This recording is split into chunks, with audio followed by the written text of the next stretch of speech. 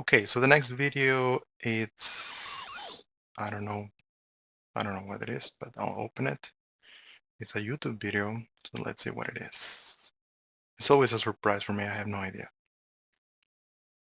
Okay. Who is Bashar? He's an extraterrestrial physicist. Wait a second, I know this lady. Isn't it she someone from the Big Bang Theory show? I'm gonna play from the beginning, I think.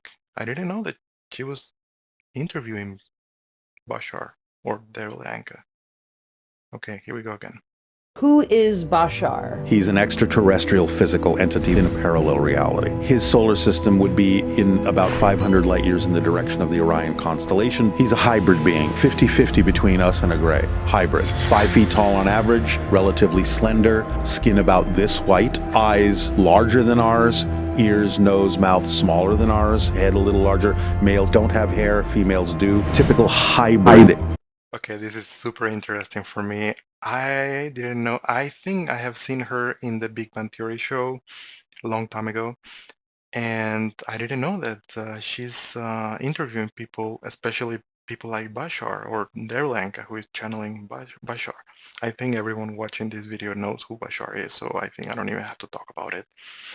But that's super interesting. I didn't know that because I think she's a very well-known actress.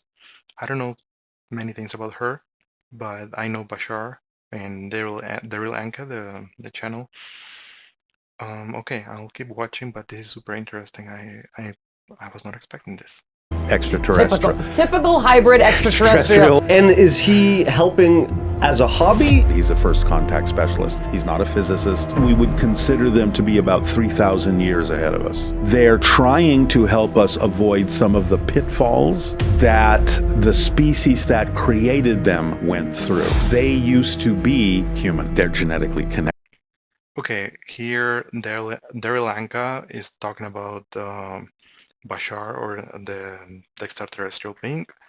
So yeah, he mentioned several things, and yes, all of them I already knew. And he mentioned that, well, but Bashar is it belongs to the Sasani, which is a hybrid race, and but it's a hybrid race, meaning that they came. Okay, let's say that there's we are here in this timeline, and there's another timeline, and in this timeline, let's say that it's in the future, so it's more in the future, and in that timeline, the beings, the gray aliens from that timeline, they were not able to survive. They needed to mix their DNA with another race.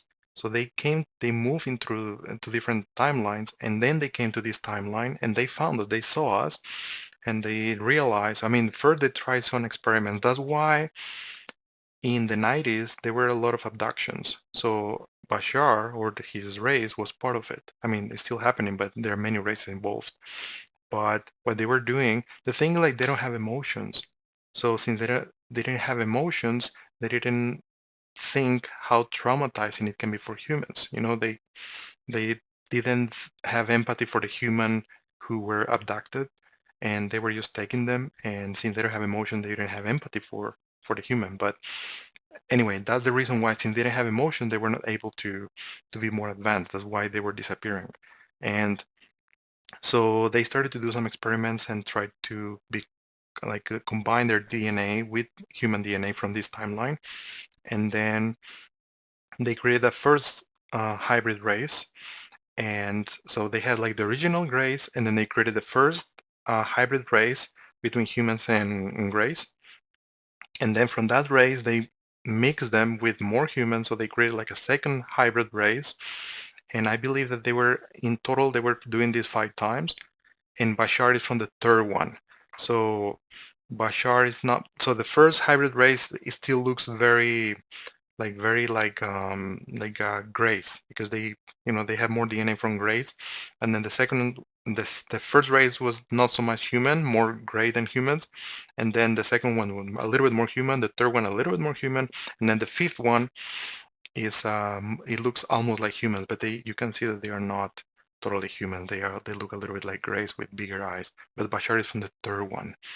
So, but they are from the future. But okay, I'll continue with the video. I just want to add some context. Connected to us, so they consider us to be family. They destroyed their world. They had to mutate to survive into what we now see as the Greys. They lost the ability to reproduce. I liked, and I didn't imagine that this, I forgot her name, but this lady from the Big Bang Theory, and I didn't know that I don't know if she's aware of these things, but it's really interesting that it's becoming more like public and more like more regular people can talk about it. And I think she's a very well educated person. I don't know if she has a PhD or something. I think she's a neuroscientist, I believe. That's what I remember. And I know that in the Big Bang Theory, she's a neuroscientist, but also in real life, she's a neuroscientist. And so from a neuroscientist point of view, it will be very interesting to talk about consciousness because Bashar is basically another consciousness talking through Darryl Anka. And I can see her reactions. I don't know if she's really familiar, but I think she is. Otherwise, she will not be inviting this Darryl Anka to her show. I think it's her show.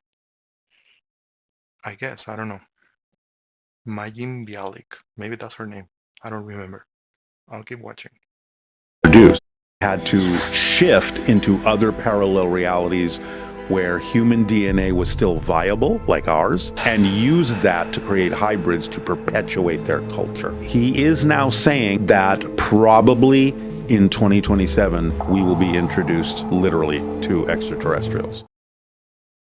Okay, that was all the video. The last thing he said that is that probably in 2027 we will be introduced to extraterrestrials. Yes, and not only Bashar, but many beings have been saying this, and that's a plan from the Galactic Federation. So something that the Pleiadians don't like about Bashar, because they talk about him, is that he's not saying the whole truth. I mean, yes, I'm very thankful for Bashar to sharing all this stuff, although it doesn't mean that we just have to blindly believe in everything he says. There's a reason why we might be introduced to these beings in 2027, which is next year, and that's because there's a plan from the Galactic Federation, and what Bashar is doing is just sharing information from the Galactic Federation, but he's not questioning why. So, according to some Pleiadians, the well, Bashar is very popular, probably the most popular entity in the whole world, or at least in the Western Hemisphere.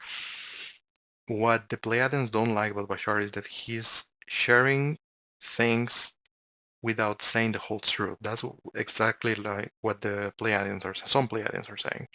And that's because even though the Galactic Federation has this plan, because some Pleiadians say is that, yes, there's this idea of introducing extraterrestrials being to humans, which is going to happen in steps. It's not going to happen from one day to another, but it probably the first thing that is going to happen is that maybe a UFO is going to be somewhere in the ocean, but close to the beach, so people can go, and it's going to stay there for some time, several weeks probably, and people can go and travel and see it. And that's like an introduction for humans to start openly talking about these things. And then eventually they want to introduce probably the Pleiadians first, or one of the hybrid races that are the ones that I was talking about. You know, there are 5 races mixed with the Greys. So the last one, it looks more human. And the Bashar talks about these beings. They call the Yahiel, and probably the Pleiadians are going to be the first one to be introduced because they are more similar to us. But also the Yahiel are more like us. They're just a little bit shorter and with bigger eyes, but they are very similar to us and very smart. But the Pleiadians are also very smart and they have different brains and everything. But eventually, I don't think that this like direct contact is going to happen soon in 2027. Probably in 2027 they will be the first UFOs. But what the Pleiadians are talking about this event is that what Bashar is not saying is that this event is promoted by the Galactic Federation. So this is some, and then you might have some questions that it's gonna be, if it's planned, why is not now? Why now? And the reason why now it's because they have planned for humanity, and this plan for humanity is based on, and they are creating these plans together with how to call it, some secret groups on Earth. So why?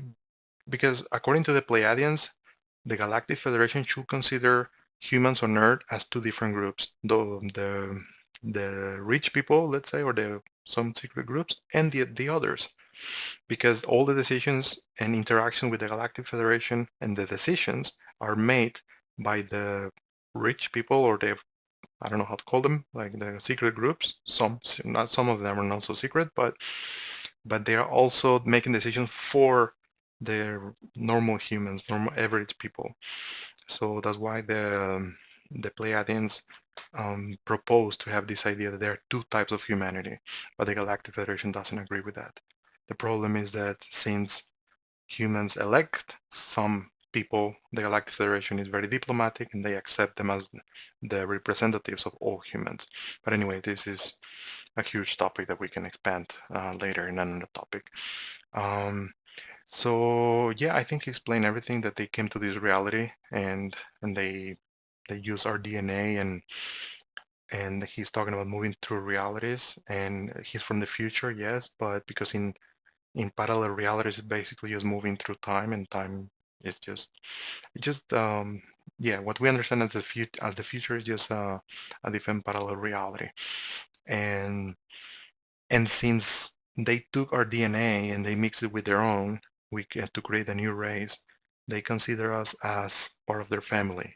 That's why Darryl Anka mentioned this.